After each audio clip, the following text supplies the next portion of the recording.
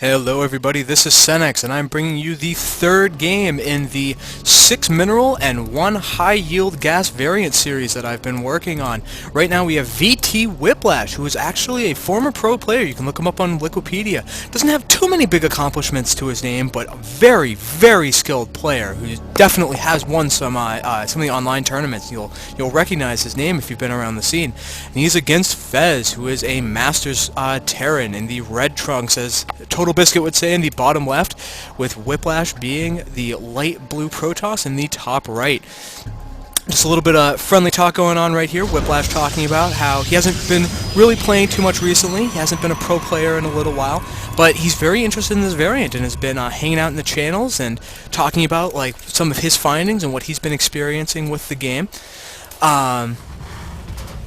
So yeah, right now we just have the standard openings going on. So for anybody who missed the first video, this variant of StarCraft 2 involves having just 6 minerals and 1 high yield gas per base, but having a lot more bases per map than you usually do. You'll see across this map there's all these scattered little bases that you'll end up trying to take as the game goes on.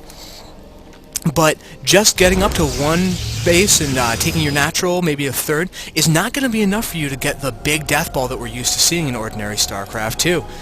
Right now Fezz not taking any gas just yet. He's getting his factory looking like an early expand type build, no kind of crazy one base shenanigans for him. VTWhiplash it's also beginning to, and you'll see it's one of the very, very important things with the 6 mineral 1 high yield gas variant, is that you reach 1 base saturation very quickly. You then have to decide, am I going to be continuing to make workers? So when I actually do get my expansion up, I'll be able to saturate it very quickly and start having those workers pay for themselves, even though they weren't doing too much in the beginning. Or am I going to stop so that I can get faster buildings and more units out? They're just saying that gas steals are very powerful in these maps, and they definitely are.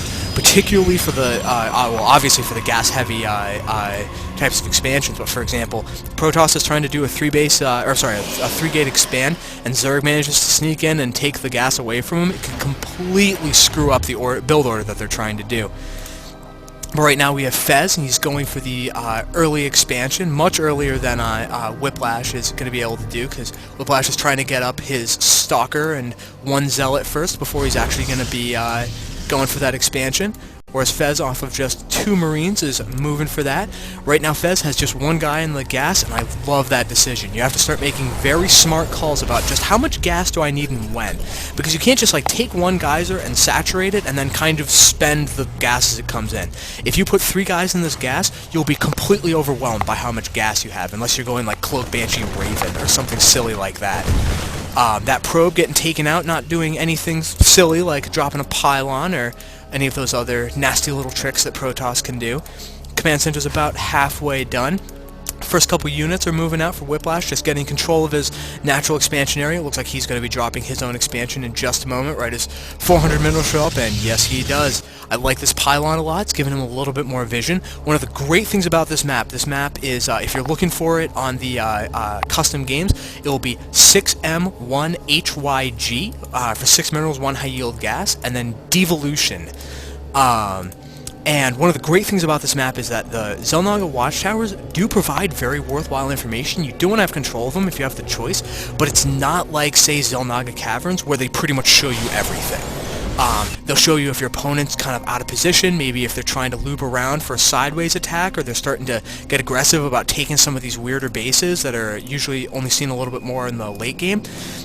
But the path right through the middle, you'll see if we follow the path of the probe, doesn't actually have anybody on it, so you need to start getting control of space, and that's what this pylon is mostly meant to do, get a little bit of vision on the edge of this base, because the path all the way around the outside really doesn't have anything looking for it unless you put a unit there to do that. So we have Stim coming up, we have just 2 barracks, with the 3rd one going down right now. Both players macroing very well for this variant. It's one of the things that a lot of people, myself included, have had trouble with, is that exactly what production structures you need when.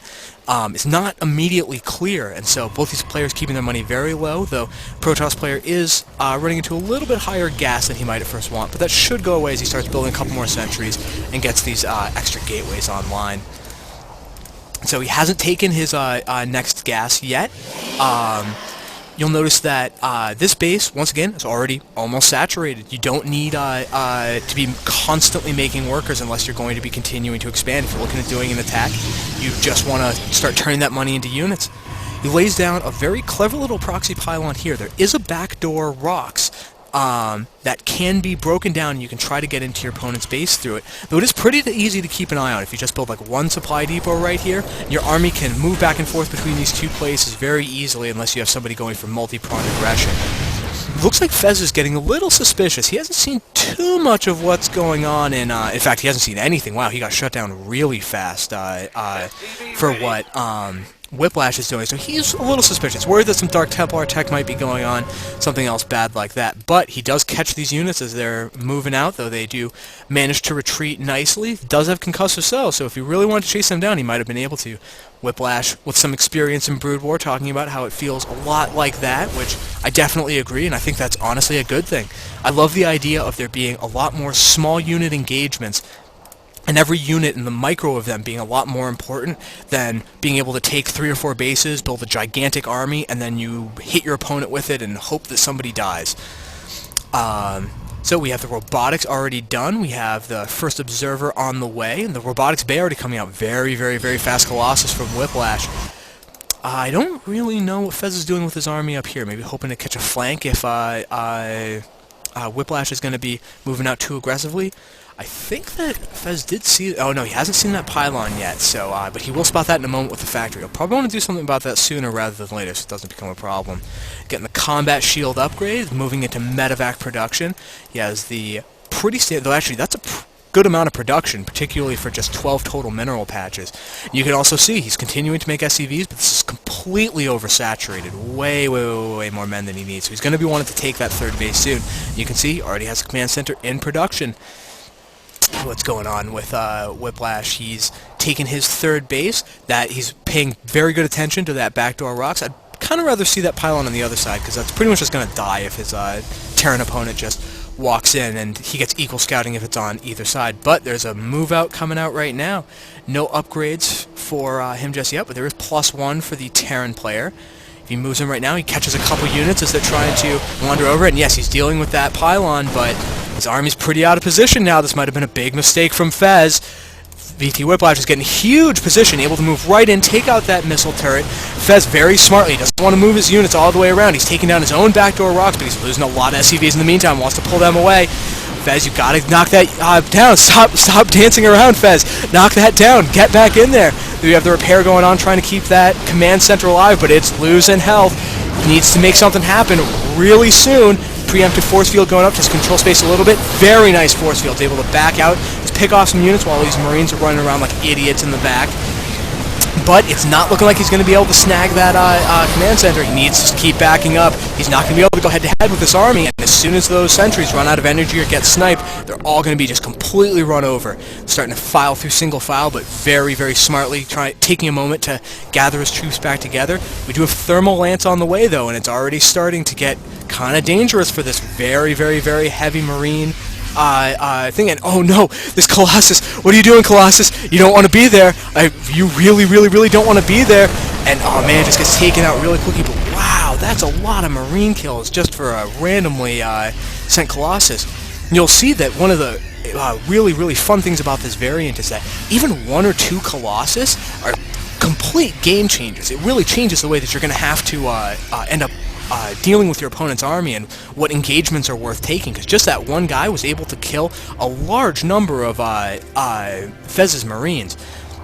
But Fezz has gotten up to a little bit of a supply advantage, though he is definitely still down in SCVs. 4 mules working at the same time, though, starting to work down this